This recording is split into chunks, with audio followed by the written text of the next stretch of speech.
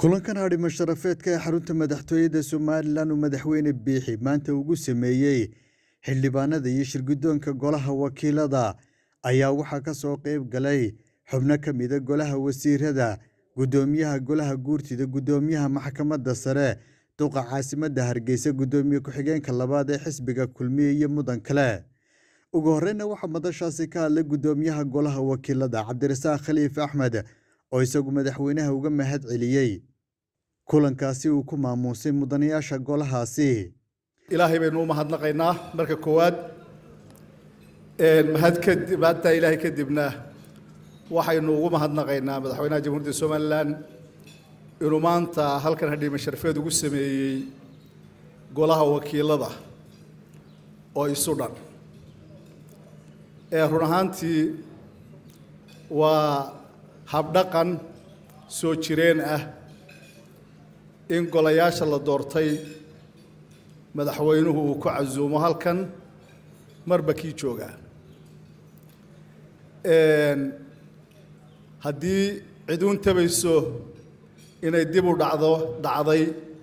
hawsha iyo wakhtigaa lahaaye nac iyo hawl kale midna ma jiraan ee hawshaa lahayd waxaanan filayaa maantay noqotay waynu uga mahadnaqaynaa madaxweynaha run ahaantii hadal badan maanta halkan ma yaallo golaha wakiiladu waa golihii shacabku doortay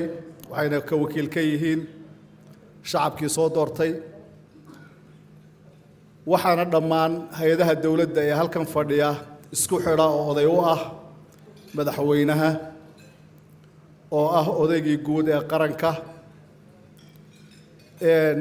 sida uu xil uga saaran yahay xukuumadda buu xil uga saaran yahay golaha baarlamaanka oo isku dhan sidaasi la eg buu golaha garsoorkana xil uga saaran yahay waana odaygii guud ee isku xidhayay intaasoo dhan mid walbana hawsha uu hayo cidda ku kor joogtaynaysa ee ku ilaalinaysa waa isaga haddii laga yaabo waad ogtihiinoo dalku axsaab uu ka kooban yahay golayaashu khaasatan golaha wakiiladu golayaal buu ka soo baxay aragtiyaha qaarkood iyo siyaasadda axsaabta waa la isku khilaafi karaa laakiin danta guud ee qaranku waa mid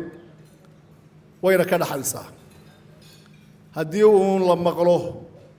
marar iyadoo si uun hadalladu u taagtaagan yihiin soomaalidu waxay tidhaahdaa doqontu meesha lagu xifaaltamayo in lagu kala tegay bay mooddaa waa maslaxaddii iyo qoloba dhinac ka taagan tahay oo ay ka eegayso waxoogaa waa tirsanaynaayoo qolada xukuumadda cabbanaan waa ka tirsanaayoo had iyo jeer waa cabban tahayoo golaha iyagu de wuxuu samaysan yahay gebigiisuba waa xisaabtan meeshana waxaynu joognaa waa check and balance. Salebaan Maxamuud Aadan gudoomiyaha golaha guurtida, gudoomiyaha maxkamadda sare Garyaqaan Aadan Xaaji Cali oo iyaguna madasha ka hadlaya waxay ku tiraabeen laakiin markii madaxweynuhu soo galay anagoo la soconnaa ay wada ogsadeen ee shacabka garaaceen ee madaxweynuhu soo dhawow yidhaaheen aniga intaasay igu fillaatay madaxweynaha uga mahadnaqayno isu soo dumidda ama isugu yeedhidda golayaasha qaranka waa arrin qiimo badan waayo mar kasta oo dadku isu yimaadaan oo ay isu soo dhawaadaan waxa fiicnaanaysa tawfiiqda. dhinaca kalena madaxweyne Muuse Biixi Cabdi oo isaguna madashaasi ka hadlay ayaa waxa uu tilmaamay golayaasha qaranka ugu sarreeya xeer dejinta oo laba aqala oo labada shirkadooba joogaan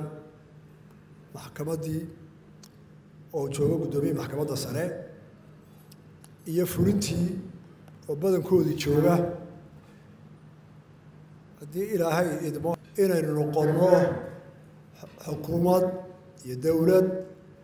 danta qaranka ka shaqeeya dooda markay doodana halka codku u bato isku raaca qaabka ugu shaqeynayaana uu yahay mid ixtiraam ku dhisan hadduu qof la hadlaayo oo doodayaan adoo doodaya ha ku xadgudbi qofka kale hadday qayb ama aqal kale la hadlaayana adoo doodaada iyo halkaa ay dantu ku jirto tilmaamaya ay kuula muuqato ha ku xadgudbin aqalka kale ee doodaada si miyir qabta oo sharci ah oo ixtiraam leh u soo jeedi haddii taasi broseskaasi naga qaldamo oo dadku aanay si ixtiraam leh iyo aqaladooda shaqaynaya aanay u shaqaynin dee shaydaan baa ka dhex duulaya ilaa dad si xun wada hadlay heshiin maayeen cabdiraxmaan abdilaahi fantastic ariel t v hargeysa